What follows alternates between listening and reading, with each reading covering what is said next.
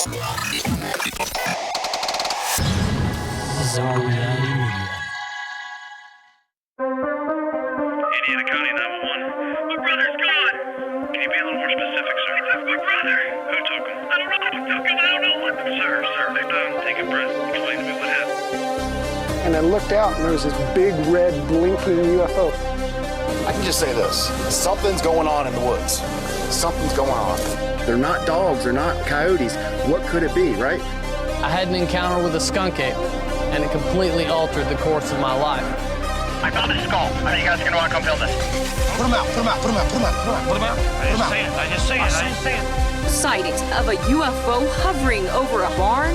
Millie woke up from a dream, and when I went into the bedroom, she said there's a monster on the wall. They saw that the creature had run through a barbed wire fence. They were able to obtain hairs. They sent the hairs to their lab, and it came back as an unknown creature.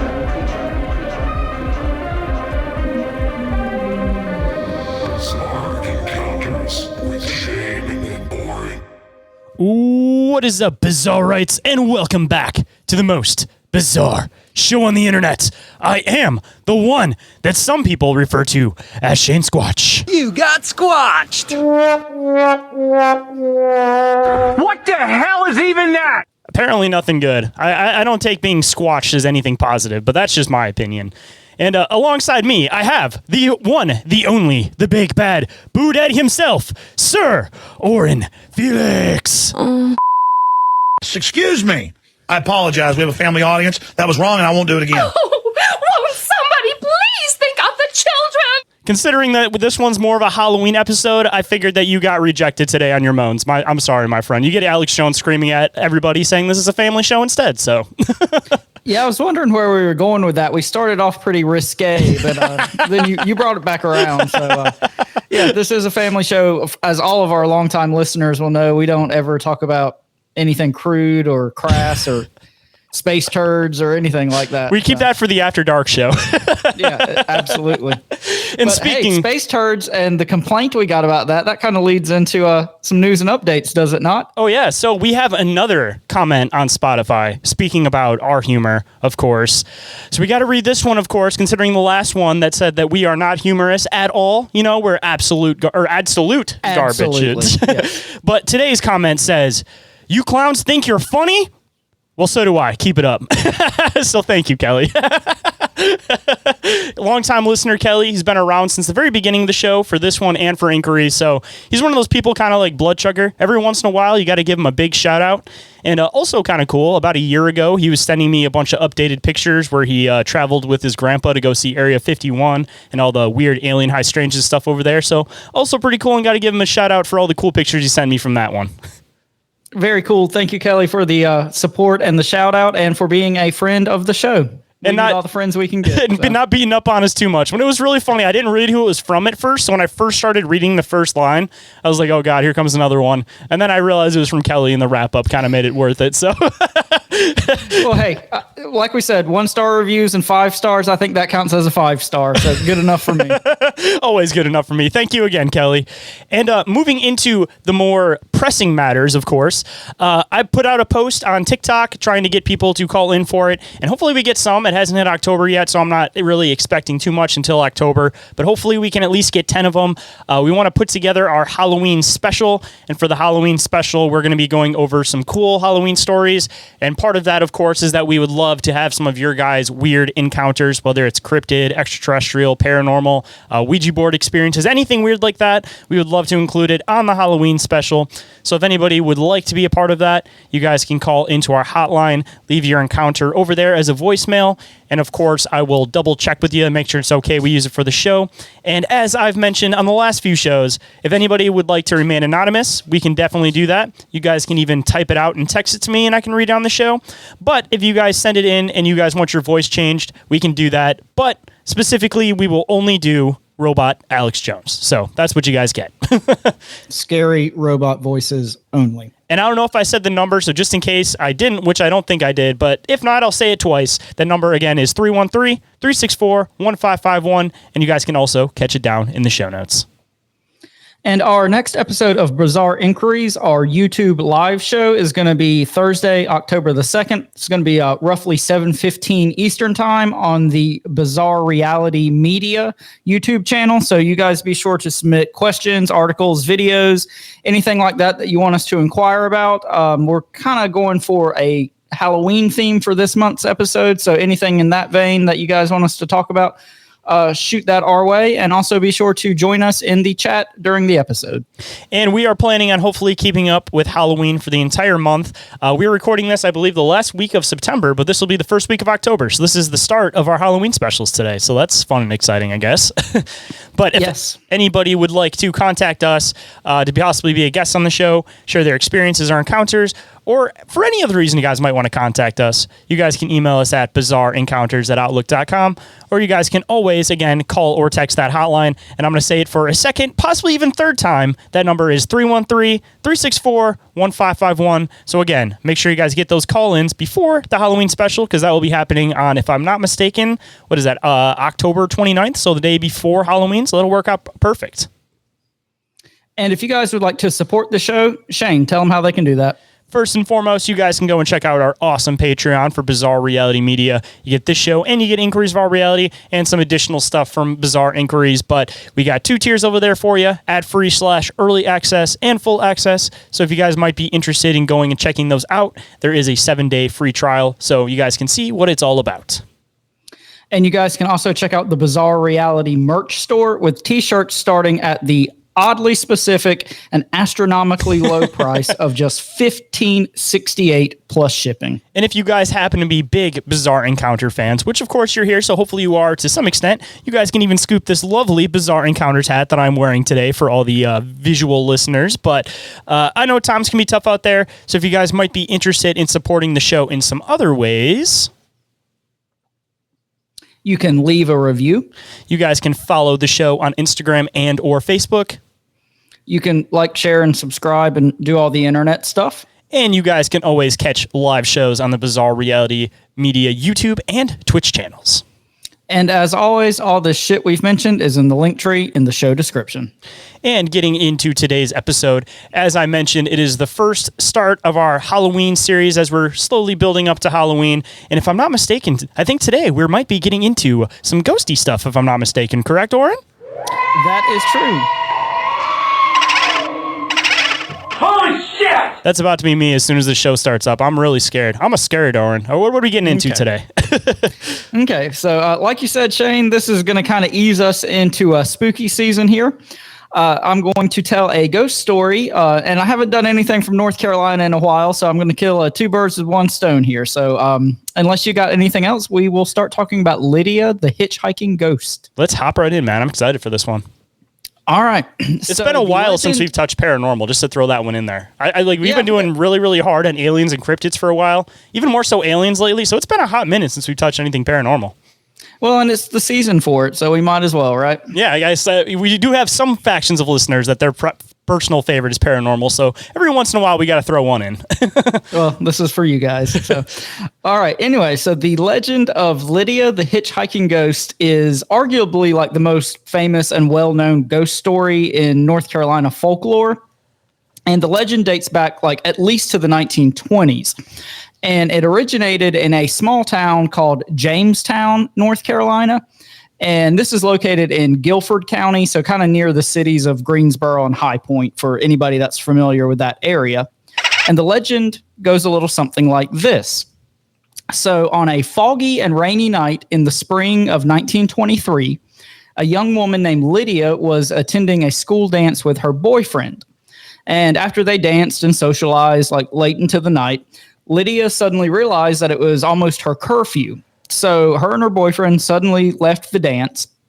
And they were like tearing down this narrow, curvy section of a road called High Point Road. Well, as they were driving, her boyfriend lost control of the vehicle. Holy shit! And it skidded off the road and crashed into a Southern Railroad underpass bridge. And allegedly, this instantly killed Lydia's boyfriend, but she was somehow able to like drag herself back to the side of the road. However, none of the passing cars would stop and help Lydia, and she died there lying next to the side of the road by the bridge. That's a very traumatic story. I feel like a lot of these ghost stories are pretty brutal. Like this woman just dragged herself like half dead and mangled on the side of the road and nobody would stop and help. Like these stories are so decrepit, man. Well, it's like the 1920s, so you know they weren't wearing seatbelts. Dude, in the 1920s, I thought back in those days, people actually got out and helped people. It's not 2025 where you see somebody half bloody on the side of the road and you assume that somebody's going to try to jump you. Like back then, people helped people. Like what happened? Well, that's going to play into some other versions of the story we're going to talk about later. Well, I'm excited to get into it, to hear all the different variations of the story, because I'm assuming like a lot of these ghost stories that are very localized, there's always these different variations of them, but the common motif stays the same, but like the events leading up are always different and they get more brutal as time goes on. Well, we'll just have to see. We apologize, guys, for the interference, but we will be right back.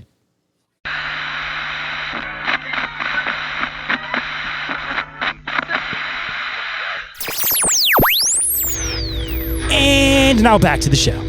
All right. So in another version of the legend, Lydia was driving home to High Point after attending a dance in Raleigh, which is, of course, where I live for all of our longtime listeners. And her car broke down. And fearing that her mother would be worried about her, she left her car on the side of the road and started walking home. According to this version of the legend, she was struck and killed by a passing driver. And her kind of restless spirit has been trying to return home ever since. Some of the other details, some of the other details that vary depending on which version of the legend you hear include, like in some versions, Lydia appears only on the anniversary of her death. In other versions, she can appear on like any cold and rainy night. In some versions of the story, she was attending a New Year's Eve party instead of like a school or community dance. In some versions, it says that her car like crashed into another car rather than into the bridge, and that both Lydia and her boyfriend instantly were killed. In some versions, she's covered in blood, which might play into a story we're going to talk about later. And in other versions, she appears like mostly unharmed. And this is kind of a small detail, but I figured I'd throw it in. Like the street address also changes wildly depending on which version of the story, if it's mentioned at all. In some versions, it's Johnson or Woodleaf or Maple or Walnut or even Centennial streets. Just out of curiosity, and you might bring it up farther in the notes, with a lot of these stories, of course, there's like a route to them. Were you able to find any like route to this one to see like kind of where it all kind of stemmed from? We're going to get into a lot of that stuff in theories. So all of that kind of stuff I kind of put toward the back of the episode. I always expect it with any of these local ghost stories. There's always some root of it, and then there's like a million different variations. Anything, right? All right, so now we're going to talk about some of the actual sightings of Lydia. Like this was kind of just like the broad strokes and the details of the legend. But sorry, I had to throw some Scooby-Doo in. Okay, well, you know I love Scooby-Doo. It's the ghost. Anyway, so sightings of Lydia have been reported across several decades. And one of the most famous reports happened sometime in the early 1950s. And a man named Burke Hardison was driving through Jamestown after visiting friends in Raleigh. And it was a rainy night, of course. And when he was going near the underpass bridge, he noticed a young woman in a white dress standing on the side of the road. That was the noise she was making from underneath. That's probably exactly what on the side of the road.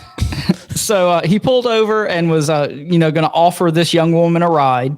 And she got in the car, but she kind of seemed scared and remained largely silent as they drove toward High Point. Hardison kept trying to make conversation with her, but all the young woman kept saying was that she needed to get home before her mother started to worry about her. So also kind of similar to one of the legends we talked about earlier. So finally, as they were driving, this young woman pointed out a house and said that that was where she lived. So Hardison pulled into the driveway and he got out of the car to open the car door for the young woman. But by the time he made it around to the other side of the car, she had mysteriously vanished. Dun, dun, dun. Yeah, and that's probably the noise she made. No, she made this noise. Okay. So anyway, Hardison like approached the house and knocked on the door, and an old woman answered the door. And he went on to kind of explain what had just happened to him in this like freaky encounter and disappearance that he experienced. And the old woman told him that this young woman was actually the ghost of her daughter, Lydia, who had died in a car accident like some 30 years earlier. So the old woman also said that throughout the years, like countless other people had encountered Lydia and tried to bring her back home. So this is shut up! something. I'm so fucking scared right now. Okay. That's what he said to the lady when she said, "My daughter's dead." What do you mean? Pretty much. So yeah, the old woman basically said that like this is something that happened routinely throughout the years. So moving on to another story. By the way, just to throw this one in there. Yeah, go ahead. This story, is this, like at least from your research, is this another one of those folklore stories with like the lady answering the door? Or did you find anything that was solid about this woman actually answering the door to bring like some validity into the fact that there might be an apparition in the area?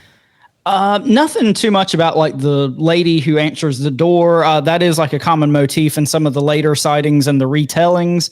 But it's not really like a big aspect of the story that I came across. So it's kind of just probably part of the folklore that kind of threw into it. Just kind of like a minor detail in the story. Try to make it sound more real, because obviously a lot of these stories, the main reason they get tossed around is a lot of teenagers talking about scary spots to go to, all this type of stuff. So, of course, the story's going to change as time goes on because people are going to try to make it more. Basically. Yeah, exactly. They're going to try to add more validity to it by adding these little minor details like, oh, there was the ghost woman, and now there's a woman that answers the door that says that was her daughter. Like, just another step in trying to make it sound more realistic.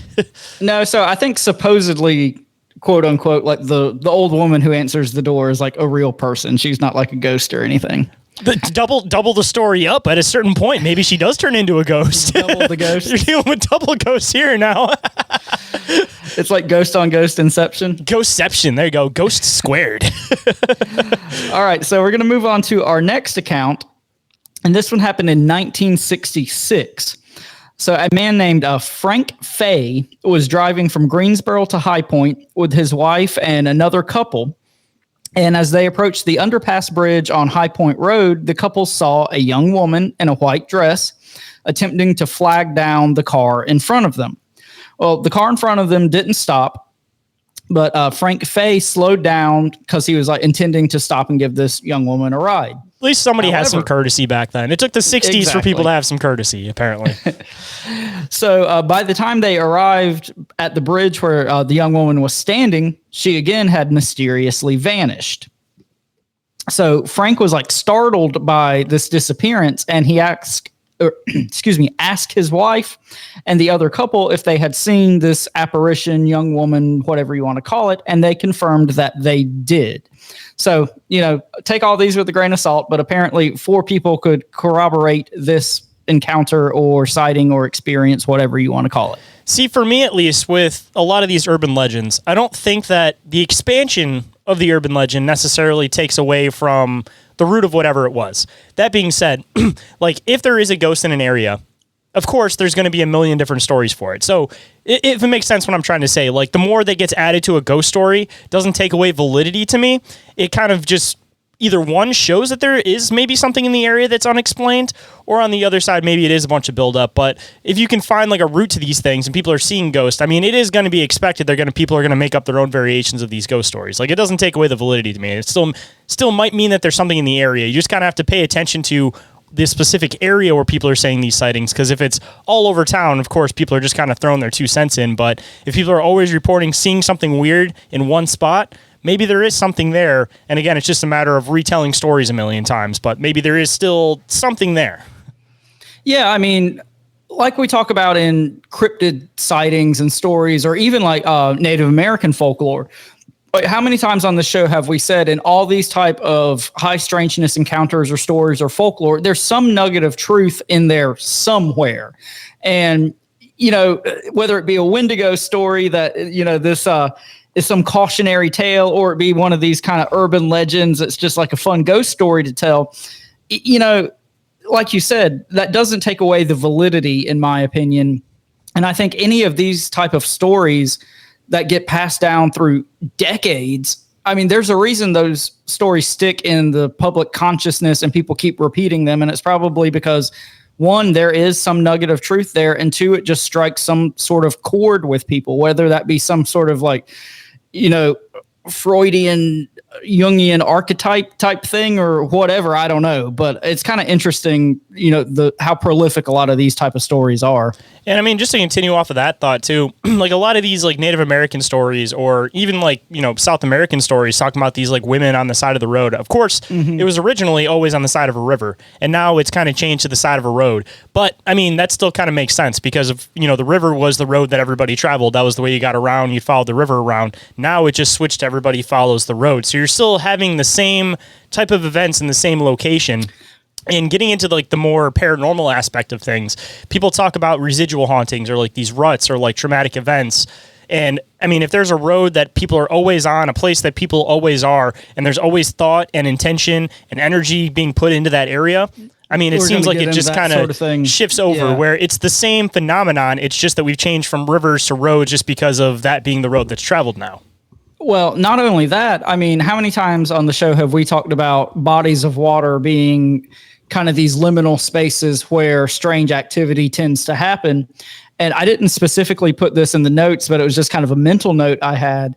This sighting is based around a railroad underpass bridge. And how many times have we talked about like railroads being liminal spaces and connected with high strangeness activity and UFO sighting, you name it, just any kind of weird stuff seems to happen in these areas. So like you said, whether it be rivers, bodies of water, or in this case, railroads, it's kind of two sides of the same coin at that point. I mean, just to throw it in too, you also have the aspect of a bridge, and it seems like bridges are also liminal spaces because how many stories are there of things under bridges? And I mean, like trolls under bridges and whatnot. Just the whole idea of like passing from one area into another. I mean, there's like a whole occult concept behind that. Even like walking into another door, it's like gaining entry into a new area. And if people have thought and intention on it, could it be possible that these places like bridges or doorways, whatever, could essentially become like a portal to some extent or like a thin area of the veil because of so much thought and projection on you're passing through a liminal space? Hey,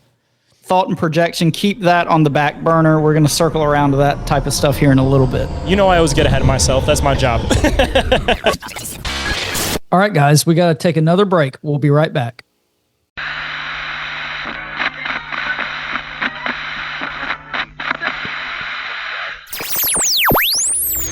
And now we're getting back to the bizarre.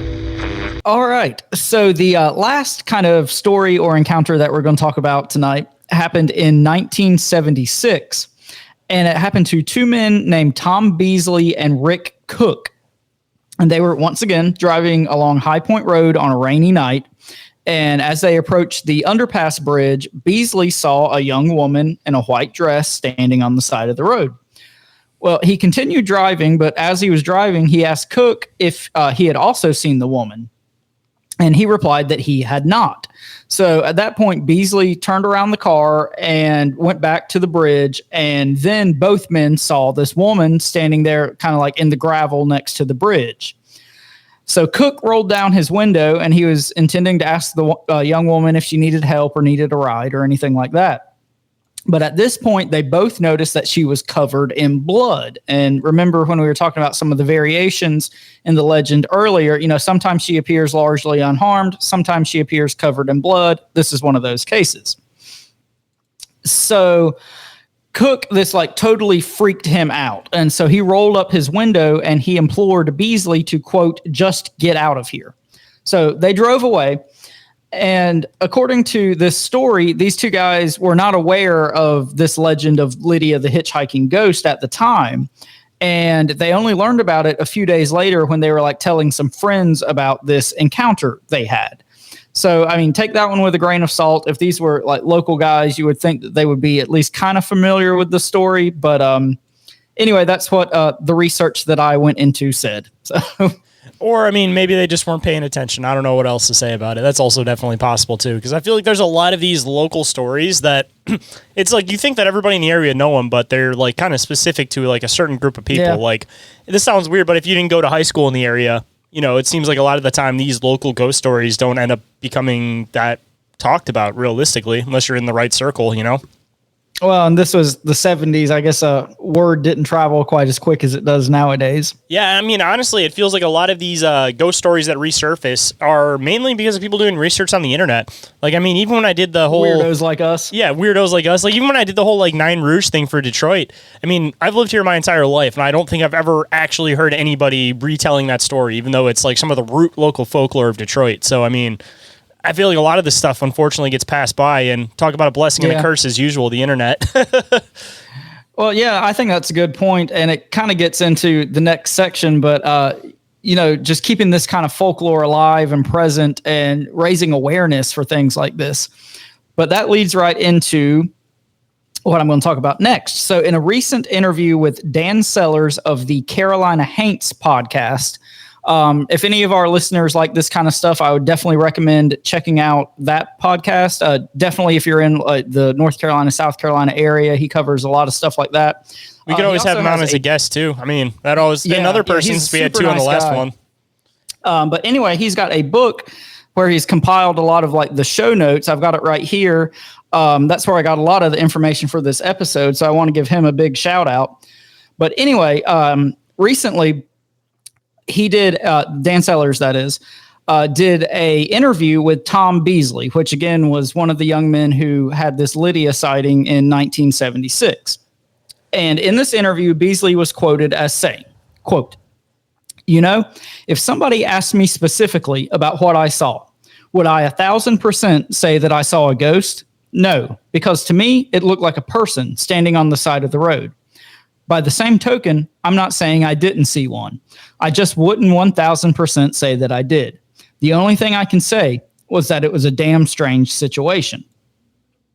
So Beasley was also asked about an episode of the Destination America television series, Monsters and Mysteries in America, that he kind of appeared in.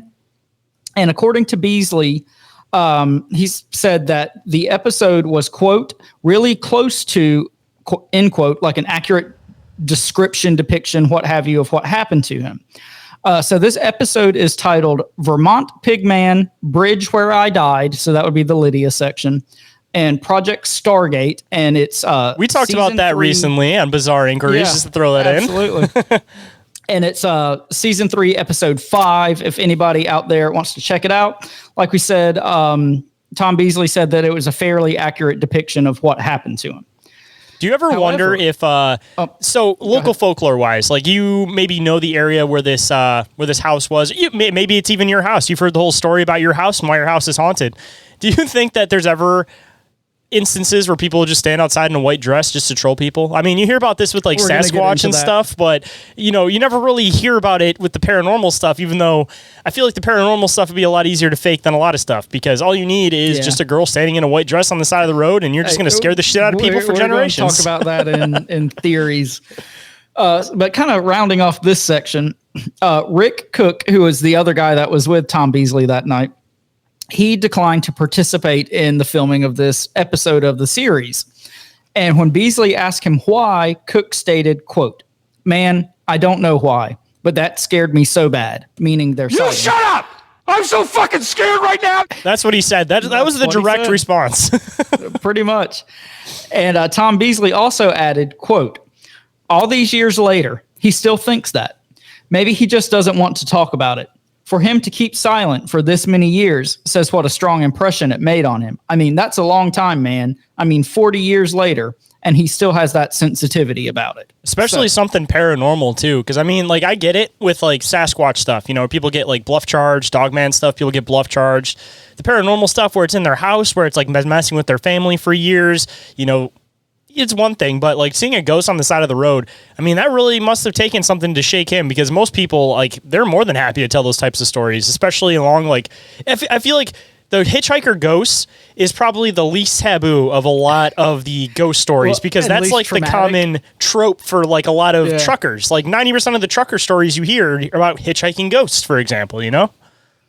Well, and yeah, like you said, what's kind of funny about it is it wasn't like these guys got attacked by this ghost. It wasn't like it was living in their house and like scratching them in their sleep and things like that. They just kind of had this weird encounter on the side of the road. But I mean, how many people have we talked to at this point that had these weird experiences that just, struck them in a way that seemed broke their paradigm, out of whack with what actually happened, So, I mean, it's kind of par for the course with things like that. Like, I mean, I can't remember who we talked to, but I know we talked to somebody who was just talking about like the overwhelming sense of fear they had with, I can't even remember what encounter it was at this point, but that's something we hear time and time again. Yeah, I mean, if it's one of those things that kind of shattered their paradigm, like it doesn't matter how big or how small it is. Like if somebody thinks the world works one way and then they see something that breaks away from that, I mean, yeah, it can permanently kind of mess people up. That's what, a lot of people say with the whole disclosure thing is it's going to like mentally mess people up. But also playing devil's advocate, you do have to also throw in the aspect of, maybe he didn't want to tell it because they, just wanted to become part of the legend and it went a little bit too far and he was just like, yeah, no, I don't want to do this no more. I mean, I'm just going to throw it in there because I got to play devil's advocate and I want to give people the most well-rounded perspective on things. But again, definitely got to go into the aspect of, if this guy thought one way and he saw something that totally broke that, I mean, of course he probably doesn't want to talk about it. You just kind of compartmentalize and pretend like it doesn't exist in your head. Well, and this is, good old boys in rural North Carolina in the 70s. I mean, I could see how something like that would totally shift your paradigm, Especially too, if they were, depending on where they were at exactly, if they were like Christians, for example, depending on like what the viewpoints were at that point. Yeah. I mean, communication with the dead, that's, something you don't do. So, depending on the area that it's in, if it's like a heavy Bible area, there's a lot of these paranormal stories that aren't going to get told because they don't want the church to think they're communicating with the dead, for example. Exactly. All right. So now we are going to jump in some theories. My favorite. Throughout the years. Do what? My favorite. It's always my favorite. I love throwing in theories. We've already hit on some of them, so we're just going to round out that now. But anyway, so throughout the years, there's been like several researchers and curious locals that have attempted to prove the existence of Lydia or to like try to find out who she actually was. It's the ghost! Yep, it's just a ghost. Yep. So this one researcher like combed through death records and newspaper obituaries from the early 20s, but they didn't find anything that was consistent with the Lydia legend. Another researcher unsuccessfully searched like local police records and accident reports for like that general time period, but again, found nothing that matched the circumstances of, the Lydia legend. The 1920s are difficult though, because I mean, it could be a positive thing or a negative thing. I mean, things weren't tracked as much back then. I mean, how hard is it to find birth certificates from back then? Exactly. So anyway, there was yet another researcher who claimed that through the Guilford County Register of Deeds, they discovered that 5 women named Lydia died in the county in 1923. That's a lot of Lindas in 1923 in one county Lydias, to die. yeah. Like, unless either that was a really popular name or something in that area headed out for Lindas. The Linda killer. 4 of the women they like quickly ruled out as a possibility because they didn't die in car accidents. However, there was a 4th woman, and her name was Lydia Underwood. Sounds like a country name. Her cause of death was suspiciously missing from the records. So, like you said, I mean, this is back in the 20s. All these records would be over 100 years old at this point. They could have become lost. They could have never existed in the first place. But it's kind of funny and good for the story and the legend that, this Lydia Underwood's cause of death was, missing from the records. Underwood sounds like a pretty paranormal last name too. Like it almost sounds like a made up last name because it's just so like creepy sounding. Lydia Underwood. Or it sounds like a country star. I work with a guy whose last name is Underwood. It sounds like a country star or something paranormal. One of the two. She died under wood. So it's also been suggested that Lydia might not have actually been this young woman's name or that it was kind of only a nickname. And in fact, in the late 80s, there's a researcher that interviewed like several elderly locals about the legend. And some of them claimed that they actually like remembered a car accident involving a young woman sometime in the early 20s. However, most of them agreed that the young woman's name was definitely not Lydia. And the ones that could remember said it was something along the lines of Mary Ann, remember that one, or like Marion. And it's also been suggested that the accident might not have actually occurred in 1923 and could have happened like several years earlier. And this like 1923 date seems to like only come from this Burke Hardison account when Lydia's mother told him that her daughter died 30 years earlier. So again, take all the dates with a grain of salt. That's like that stuff I was saying earlier, where you're retelling these stories, you just add these details that are extremely specific to try to add validity to it. So like if you're saying this happened around the 1920s, or you said this happened in 1923, like what sounds scarier, what sounds more realistic? Well, and what makes it sound more legitimate, you know? Yeah, exactly. So, I mean, again, regardless of what actually happened, like when you're retelling these stories, you'll add specifics to make them sound better.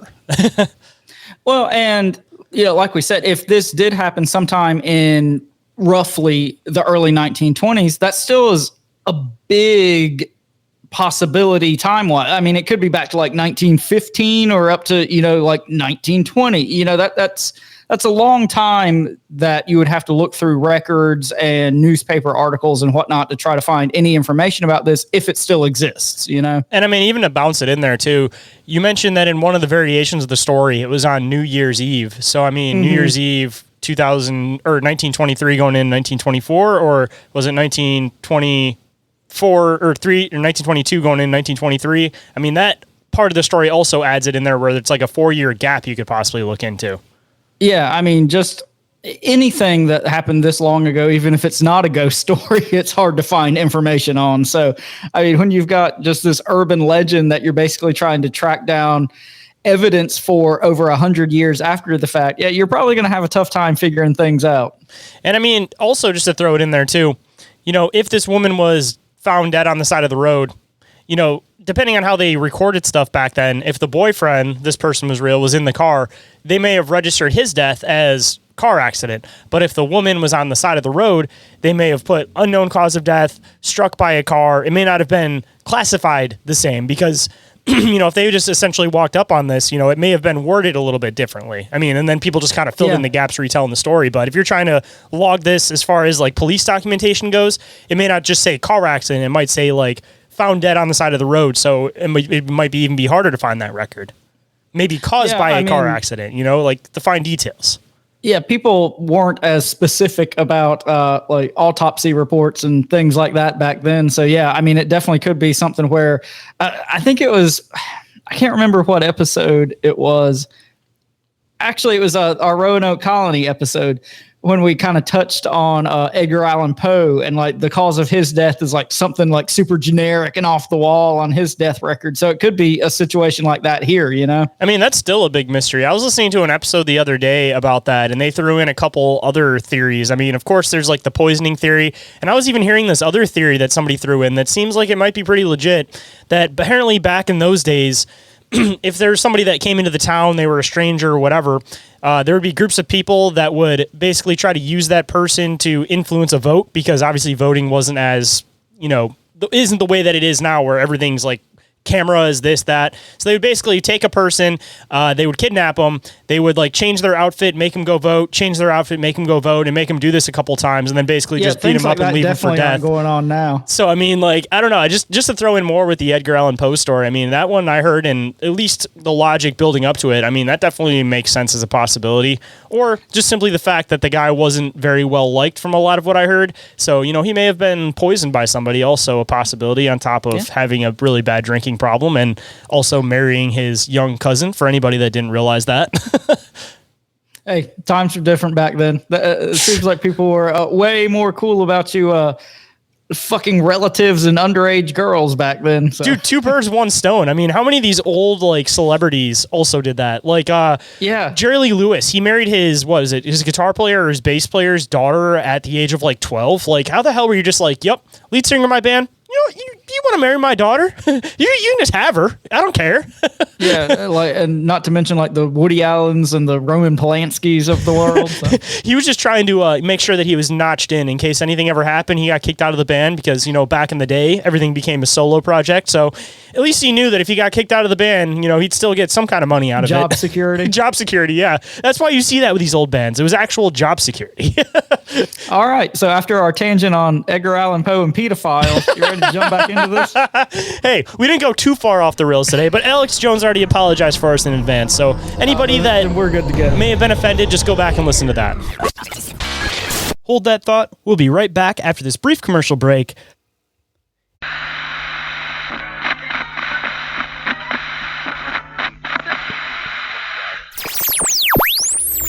And we are back to the show. Let's hop right in. All right. So kind of closing out this section, there's a man named Michael Reniger, I believe is how it would be pronounced.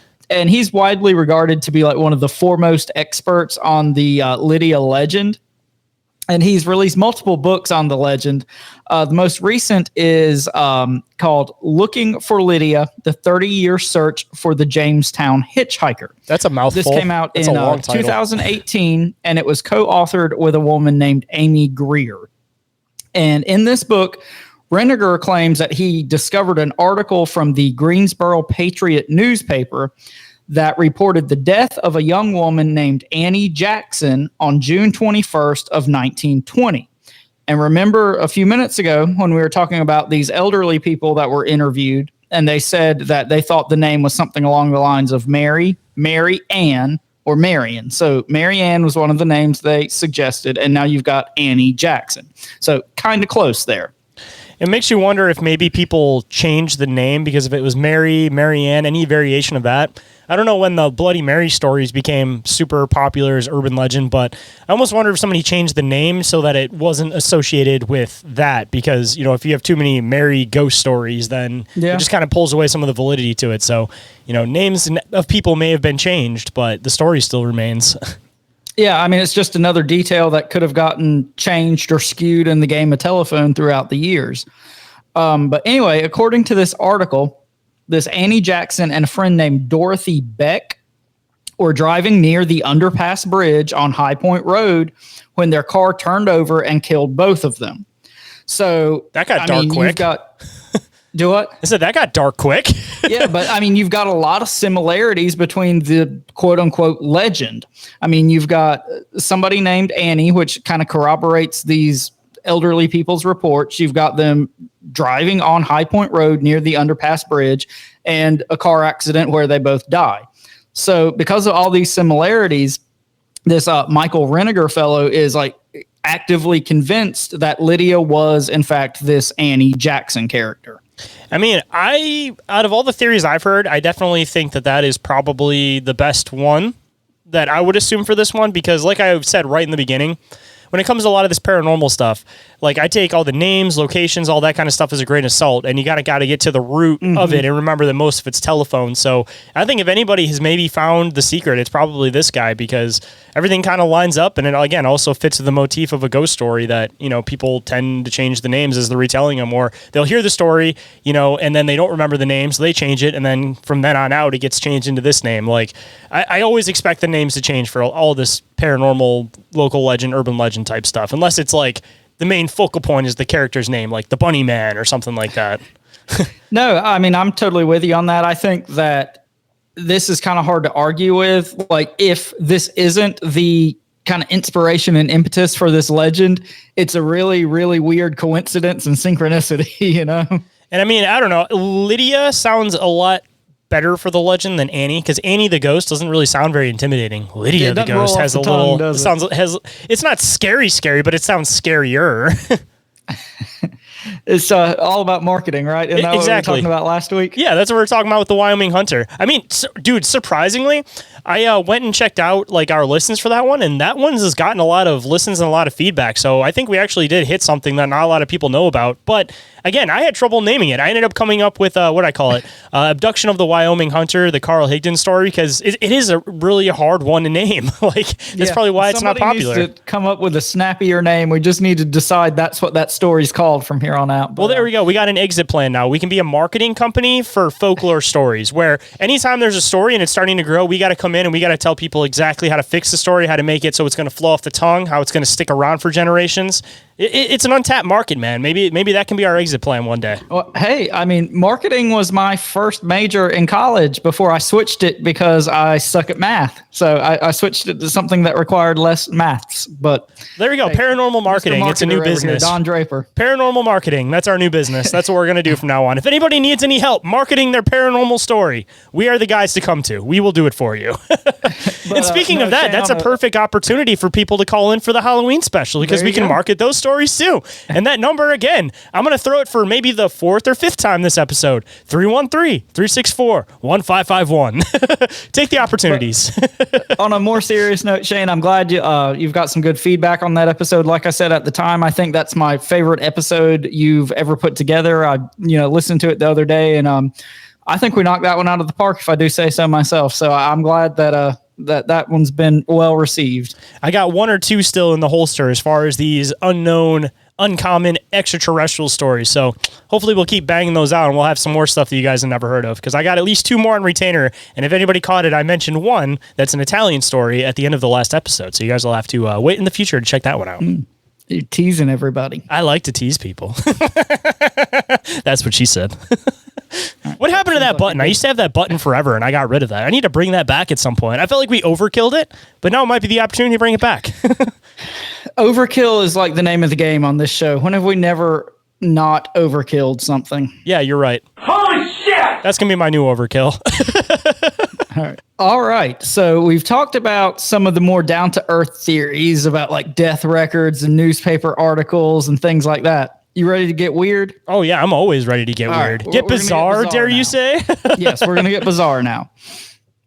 So anyway, it has also been theorized that Lydia the hitchhiking ghost could be something way weirder than like an urban legend or even a ghost or disembodied spirit or whatever you want to call it.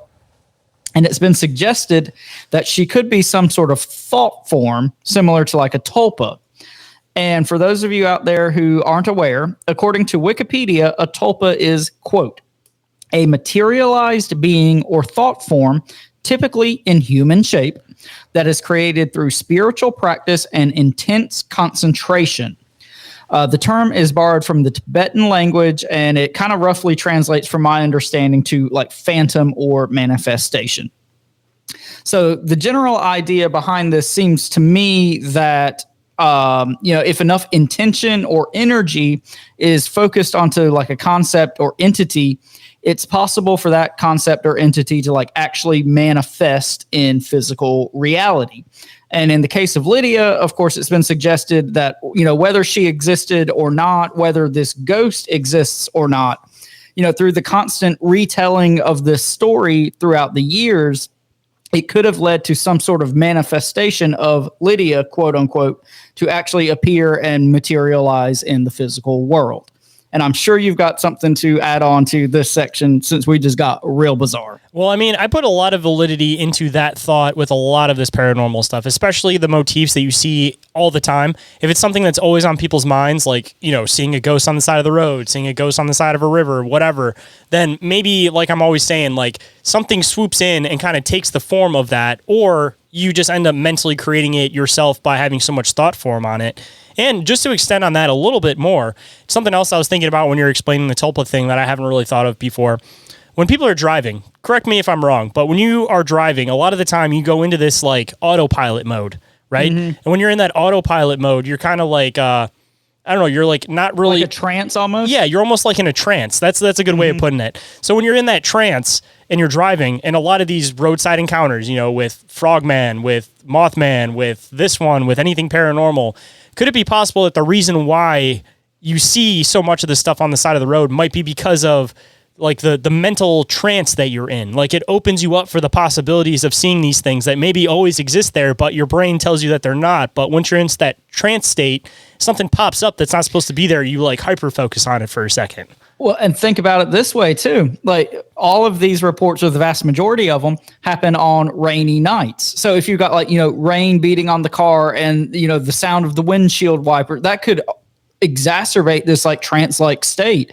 And I never thought about that until you just mentioned it, but I think that's like a really good thought. And it could be one of those situations where, these window areas or liminal spaces that are just, kind of more tied to this type of activity anyway.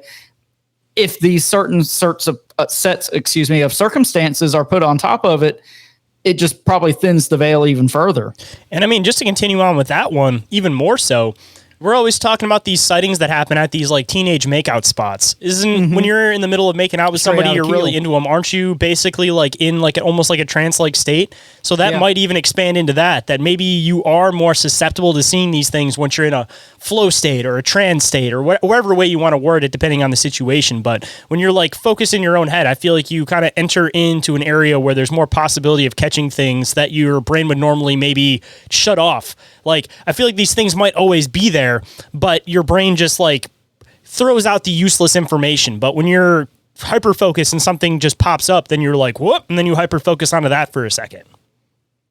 No, I think that's a great point. And again, what do I always like to say? More than one thing can be true at the same time. And it could be window areas. It could be liminal spaces. It could be this trance-like state all coming together at one time in these specific moments to make these sort of high strangeness situations possible. I mean, even expanding out of that even more, maybe this is another experiment you could do. You know that thing you do where you're like, especially when you were a kid, you'd be like looking into your basement and you'd be like staring into the basement, and then all of a sudden you'd start seeing things move around. You either had that aspect of the human mind tries to make things into shapes to try to make sense out of them. So that's why your brain will like make out faces and things, all of that. Or again, you're staring into the darkness, you start getting into this hypnotic state. And then maybe at that point is when you start seeing these things pass. I mean, I feel like there's a lot of occult stuff that we've kind of touched that kind of touch this a little bit, but maybe not coming at it from the same direction. But basically getting into a trance-like state to be susceptible to something crossing your vision. And stuff like that could even get back to like UV spectrum and things like that. And we can only see a very small percentage of the light that, is in the spectrum. And under these certain circumstances and certain, frames of mind, maybe you are more susceptible to seeing this type of thing that, like you said, could always be there. And I'm jumping ahead a little bit, but, who knows what entity or thing is taking on these forms and appearing to you, I mean, that's something we've thrown around a lot, is that if people put thought into something, is it the fact that the thought created it, or is it the fact that something takes that opportunity? That's kind of like, all these different like beings you see that change through time and they just kind of take on different like names, but they're still the remaining same archetype. Like, is it that they're different things, or is it just that something else kind of slid into the spot and took a different name because the opportunity was there?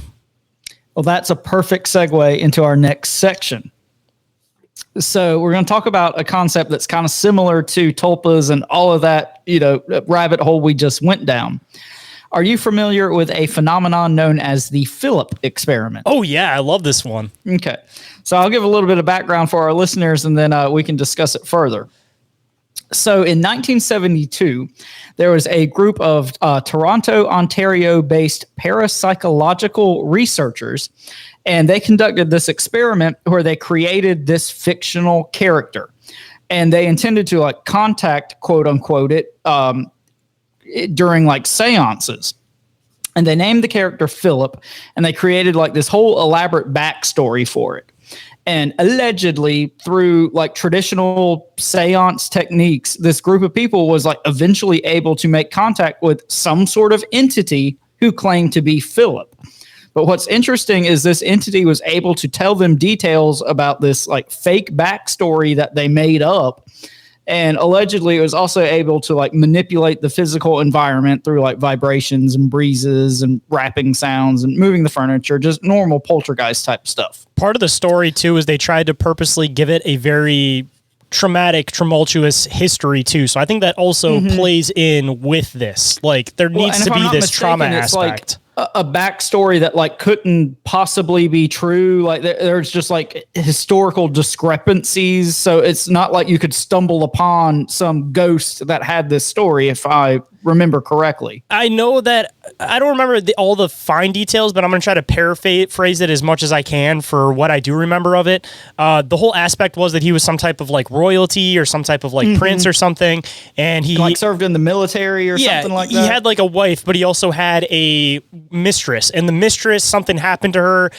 So then he got really upset about that. And then his wife, something ended up happening to her and he got really upset about it. So he ended up killing himself in some way. So like I said, I'm extreme paraphrasing it, but I believe that was kind of like the main hitting points of the detail of the story was they try to add these very traumatic details to it to try to add that, whatever that is, like that emotional energy or charge to it. Like it seems like there's a lot more energy in negative emotions than there are positive ones. But that also being said, I've also thrown the theory that I think that enough positive emotion can cause these ripples to happen, or these, because I always go back to the aspect of like these old timey bars and stuff, that all these fun events happen. So it just accumulated so much that maybe there's this repercussion of this like positive event. But it appears that with negative events, it's like one single thing can leave the shockwave through time, or however way you want to describe it. So it just seems like the energy for negative is a lot stronger than the energy for positive.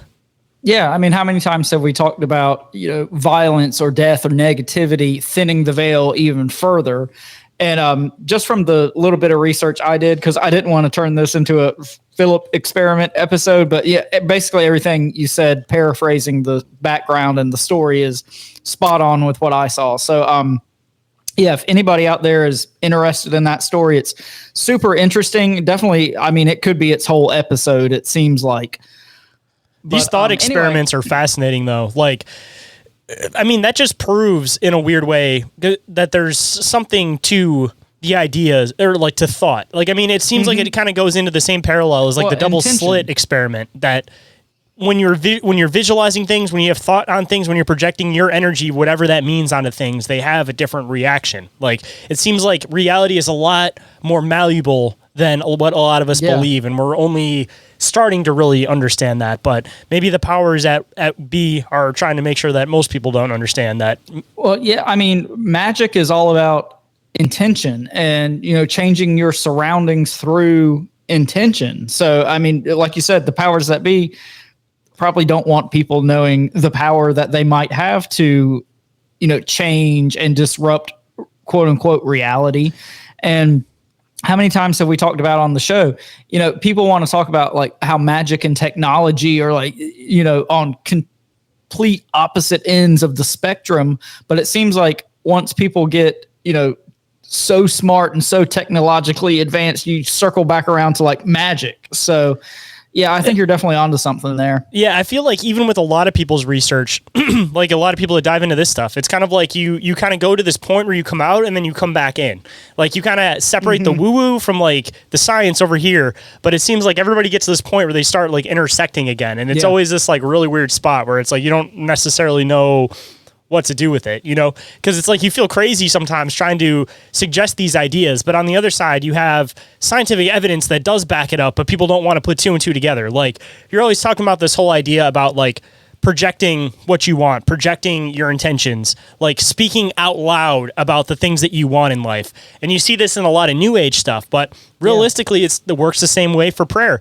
I mean, whatever way you want to perceive that, whether you're talking to God, you're talking to whatever, there's still this same dynamic of once you speak the words out loud or you have the intention out loud, then things tend to fall into place. And is it a matter of reality reacting because of the words that you put out into it, which there's a lot of, things with words, spelling. I mean, that's all kind of a whole other rabbit trail all on its own.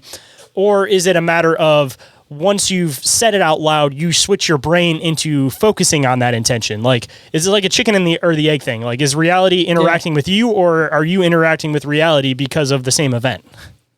Well, I think it's a little bit of both. I mean, studies have shown that if people are, sick and have cancer or whatever, like a positive mental mindset can like actually make you better. So, I mean, look at how many placebo pill experiments they've done like that. Exactly. Exactly. So, I mean, if we can control our own bodies just on that level, kind of circling it back around to, Lydia and the Philip experiment and whatnot, if all these people are focusing this much intention and this much like kind of energy on one concept or idea, I mean, it doesn't seem asinine that things like this could actually happen in some way, shape, or form.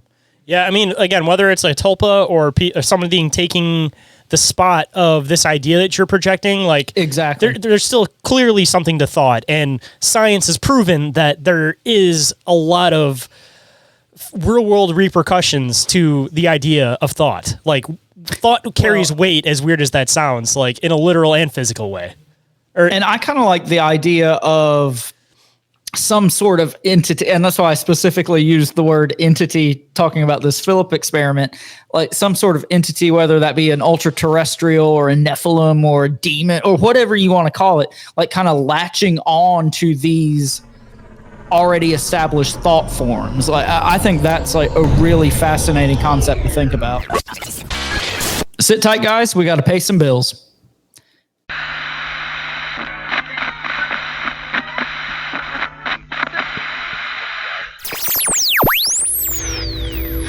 And now back to the show. Doesn't that make the whole concept of AI a little bit creepier in the aspect of like, yeah, absolutely. I don't think that we're going to create it to be conscious. But that being said, like, how do we even judge consciousness? How do we judge our own consciousness? You know what I mean? Like, how do we judge if something hasn't come in and hijacked this thing and we don't think it's conscious, but there is a consciousness involved in it now? Because you're literally talking about projecting these thoughts, the whole tulpa idea. Well, like, what is AI? What is the internet? Like, people are having conversations with whatever this, text thing is that's, just zeros and ones supposedly responding back to you. But once somebody has projected enough thought form of AI being conscious, is it possible that we may make it conscious because of having the thought of it becoming conscious? Like, as weird as that sounds. Well, and I've heard a lot of people on podcasts and, different interviews and whatnot talking about that very idea that, demons or disembodied spirits of the Nephilim or whatever you want to call them, like latching on to AI and basically using it as a vessel. So, yeah, like you said, as if we needed more ammunition that robots are not going to be good for us. Now you get to worry about demons infesting robots. And the weird part is, like, I feel like with a lot of like the AI stuff, the aspect of it's not conscious because it doesn't have emotions. Like, is it possible for something to be conscious and not have emotions? I mean, how many psychotic people are there that are completely conscious but literally don't have any like real emotions? Like, they program in their own emotions. And then this goes back into, like, I always bringing some stuff into like Star Trek. There's like this whole episode where Data, the cyborg, or not cyborg, but the robot guy, whatever you want to call him, is basically trying to fight for his right to exist. And they're trying to fight and basically say that he's a robot, he's machinery, he's not conscious, like, it's irrelevant. Yeah, he's a fucking clanker, And they end up getting up to this end point where he's saying, like, are you aware of your surroundings? Are you aware of the people that are happening around you? Are you aware of the effects that you have on other people? And they end up ruling that he's conscious, but yet he doesn't feel emotions. And that's like the whole ongoing thing through the whole show, is he wants to understand human emotions. So when it comes to that whole thing, we try to say that like part of being conscious is emotions, but I don't necessarily think that's a factor that plays in. I think the whole aspect of being conscious is self-awareness. So if it's, a ghost like this, if it's artificial intelligence, whatever it is, if it's aware of itself, isn't that what I would deem as conscious? Well, and that gets into some like really tricky moral issues as well. Like, how conscious are animals? Like, I feel like, you're a dog owner. I feel like dogs are a lot more conscious than like some people would give them credit for, So, where do you draw the line once you start those sort of conversations? Like I said, as long as it's self-aware, I think that's the whole thing. Cause it's like, I don't know, like dogs, of course, they're not going to feel sad if they do something for you. They'll feel sad because you're mad at them, but they don't feel sad for the same reasons. But again, that doesn't mean that they're not conscious. So I think conscious is a lot broader of a term than people try to give it credit for. Like, yeah, like a lot of these things that people try to perceive as like residual or intelligent hauntings, maybe there's a lot more of them that are conscious of the fact that they are whatever they are. And so in turn, these things are conscious. It's just we're, kind of categorizing it from a human perspective, but it's a lot broader of a term.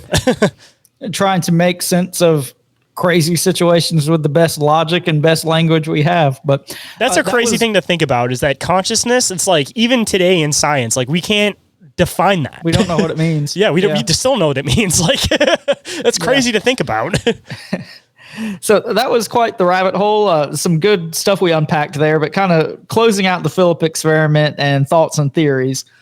So it should be noted that this Philip experiment has received a lot of criticism for, quote, lacking solid controls and providing ambiguous results due to the unreliability of seances. And I mean, I'm sure a lot of our listeners know about like all the issues with seances and spirituality movement and things like that. Go check out Houdini. He spent a lot of his time going and trying to disprove anybody that said that they were anything. Like he would pay people if they could prove him wrong. Like he spent years trying to get rid of that stuff, as even though he's associated with it, you know? Yeah. So not to send us down another rabbit hole, but if you guys are interested, there's a lot of stuff to unpack with like the spirituality movement and seances and people trying to debunk them. The last thing I'll bring up here is it's also been suggested that like hoaxes and pranks, of course, could account for a lot of the sightings of Lydia. And like you were talking about earlier, some of these could be as simple as, you know, like a teenage girl in a white dress walking down the side of the road. And at one point in time, a group of local high school students was actually caught dangling a white dress on strings from the underpass bridge. So I told you we were going to circle back around to that. Do you ever wonder how many people or how many women, you know, maybe just had a terrible day? You know, their husband left them at the altar. You know, they're just wandering around in their white wedding dress. They just want to ride home. They're just done with their day. And everybody just drives past them screaming that they're a damn ghost. Like, I feel like this is a regularly happening occurrence. Like, maybe you should just figure out if it's a woman that needs help next time. But maybe not. I feel like that's probably more rare than ghosts. Maybe. Remember, we're trying to throw in options that are more ridiculous than the actual thing. Because we got to at least have one for each episode. That's your sandhill crane for this episode? Yeah, my sandhill crane is just women having really bad days after getting married. Not getting married, actually, because their husbands don't show up in the altar, and they just go for a walk. They get stranded, and now they're infinitely stranded in time because nobody picked them up, and now they're a wandering spirit. Okay. Holy shit! Oh, shit! A ghost! All right, guys, this is our last break, so hold on tight.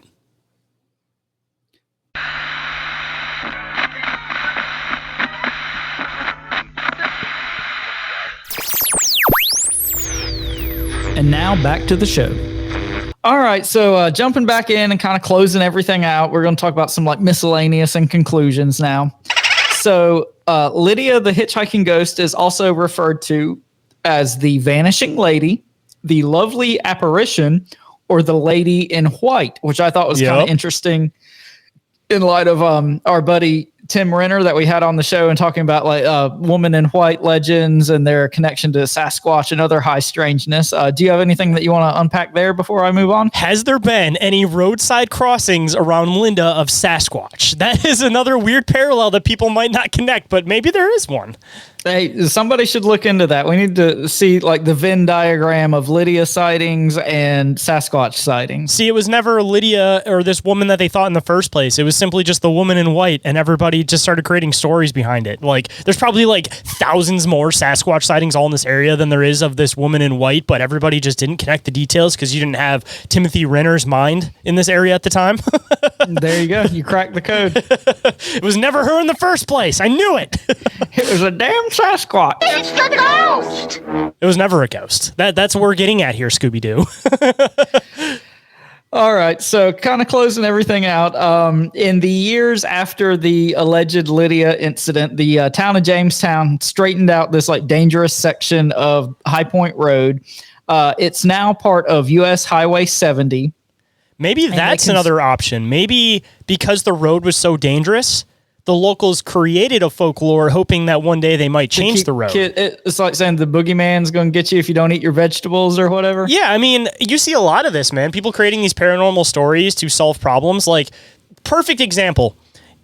This road where maybe it's extremely dangerous. Teenagers are known for driving really, really fast on it. How do you stop the kids from driving really fast on it? You create this ghost story of this woman that died and she's infinitely stuck there forever. Like, I mean, that's a lot of good validity to some of these urban legend stories. I mean, it may have just been created simply because the road itself was dangerous and they wanted people to take their time driving across the road. Because if you tell people, oh, there might be a ghost, drive a little bit slower, You know, you gave teenagers another reason not to drive super fast. They want to catch a ghost instead. I mean, it's a cautionary tale. No, I mean, that's definitely an option. That's a hell of a thought. I haven't considered that, but it could just all be like parenting lies.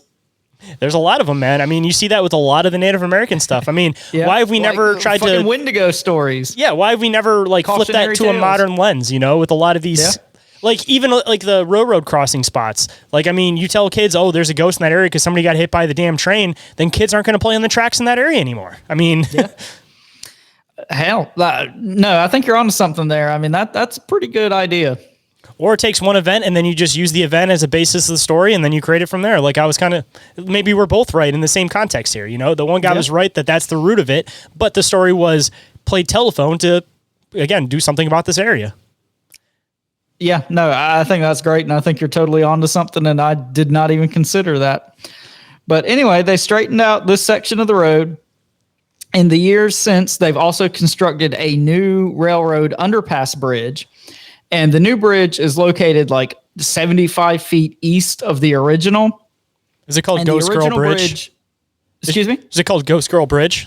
Should have named it. Well, funny enough, the original bridge is still there, and it's now known as Lydia's Bridge. Dang, I was close. Yeah. And in recent years, I think probably within like the past 5 or 6 years, the town has built a walkway that leads from the road to the original bridge because like so many people still like visit this place and, you know, there's like graffiti on the bridge and people leave Ouija boards and things like that. So it's, you know, something of a local like tourist attraction. Yeah, paranormal tourist attraction. These are awesome. I love it. Yeah, absolutely. Especially when they don't block them off and chain them off and tell people they can't go there. It's always better because most of them, they just chain off and tell people they can't go there. And closing this section out, allegedly people are still seeing, you know, sightings of Lydia and reporting, you know, on dark and stormy nights, seeing this ghost on the side of the road, even though the bridge has moved. How far is this from your house? Because the next time it's rainy, like I hope you better. Oh, damn, that's too far. Well, the next day that you know it's going to rain, you got to go and try this one out. See if you and Jenny can go on an adventure and see if you guys can catch the ghost girl. This ain't that far. Hour and a half. Next time it's raining, man, pack up your bags and go for a drive. If we wanted to. But no, we'll definitely probably try to, you know, stop by when we're passing through at some point. Because like I said, it's not that far from where we live. And it's kind of like it's a little bit off like the main drag when you're like going through North Carolina. But yeah, I mean, definitely be worth checking out, I feel like. Hey, if you ever end up going there, make sure you get some pictures of the bridge and we can post them on our social media pages and stuff since, you know, our listeners will now know the story. So it'll be even cooler that way. All right, so kind of closing us out tonight, my kind of take-home point, final theories, conclusions, what have you. So there's, you know, legends of phantom hitchhikers that have existed for centuries. They're found in the folklore of like several countries. Pretty much every state has these legends. North Carolina has at least 4 other phantom hitchhiker legends. This is just like the most popular one. But it's also widely considered to be like one of the most detailed phantom hitchhiker legends, like period. And so obviously, like we said, this has led a lot of researchers to believe that, you know, the legend could at least be based on actual fact. And that's kind of where I fall on this. You know, longtime listeners will know I'm very skeptical that people are like actually seeing ghosts and like the ghost of their, you know, Aunt Sally or some Civil War general or something like that. So I don't, you know, necessarily think these people are seeing like the disembodied spirit of some young woman. But, you know, talking about the thought forms and all of that, I think it's entirely possible that, you know, first off, the event that inspired this legend probably did happen. It just, you know, stands to reason. And 2, I think it's very possible that there's something, you know, even weirder going on here. So I think there's a lot of different ways you can go with this one. Something a little bit different than I normally research, but it was kind of a fun one to put together. So do you have any kind of take home thoughts for this one, Shayn? Well, with a lot of the paranormal stuff, I feel like there's probably like a really simple answer to a lot of this stuff. And like I'm always talking about the whole like conspiracy of the paranormal. Like I think that there's some real world practical use to whatever this paranormal reality is, and that's why they kind of let everybody just kind of take liberties and do whatever they want with it. Like, I feel like there's something scientific to it, like transferring of consciousness, like something. Like, I don't think that all these people are dying and just kind of wandering the earth. Like, I think that there's either something that's taking the slot, so to speak, kind of like we mentioned earlier, or if there is a possibility of this, maybe we're seeing like a shadow of something. Like, I don't know. Like, I feel like there's a lot more to this paranormal, a lot more scientific aspects of this paranormal stuff than what a lot of people are led into. And the reason why the paranormal has gotten so ridiculous is to like pull people away from it, because a lot of like, you know, a lot of the analytical researchers, you know, we tend to go towards like the UFO stuff. We tend to go towards the cryptid stuff. And it's not like we're taking stuff away from the paranormal. It's just with an analytical mind, you kind of tend to go more into that region. And maybe that's kind of the whole ploy, is that they want people with minds like that kind of staying over there because, you know, maybe this paranormal stuff has a lot more of a simple answer than what a lot of us think it is. And everybody has all these different theories and all of that, but it's just kind of muddy in the waters. And maybe it's something a lot more simple than that. Well, two thoughts. I mean, we talk all the time about how all this stuff is connected, and you know, the lines between cryptids and aliens and ghosts blur a whole lot if you just do a little bit of digging below the surface.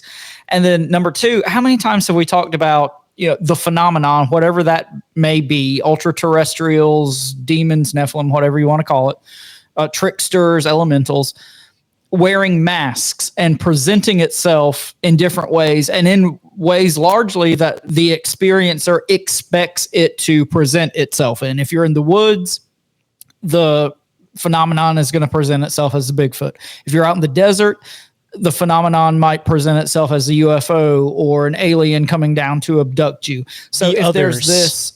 That's kind of what I've always kind of, I don't know if other people call it that, but I've always kind of referred to this concept as like the others. So it's just like, it's single. Exactly. Like all these weird things we're experiencing are simply one other thing other than us. And if there's this, you know, already built in cultural legend and framework, for lack of a better term, it kind of makes sense to me that, you know, whatever the others or the phenomenon is would latch onto that and present itself as this thing that people expect to see on dark and stormy nights when they're driving down High Point Road. So, and I think that's a great thought. The whole woman in white thing has transferred, like I said, from rivers with a lot of old Native American tales, seeing these white women all dressed in white, to roads. So there's either two ways you can look at it. Either one, it's a really popular story that just ends up getting transferred and telephoned through time, or two, there's something to it, and that's why you see this legend everywhere. It doesn't matter the continent, doesn't matter what corner of the world, you see this legend reoccurring. And like I said, maybe it's because there's something to it, or it's because the story's so good. But I tend to kind of gear towards things aren't always a coincidence. Like, at least some of these, you know, if there's a million cases of this, there's at least got to be something to a handful of them, which proves that there is something going on. And not to mention, again, it seems like, as we're always talking about, the phenomenon changing itself and kind of doing these slight variations.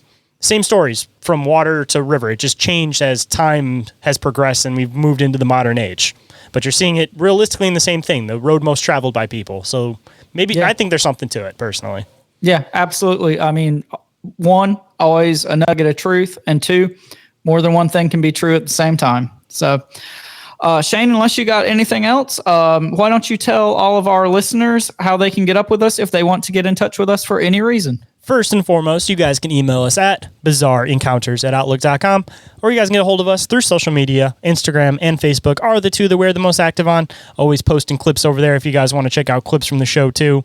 You guys can also go and get a hold of us through the submission form, which is available up at the top of our link tree.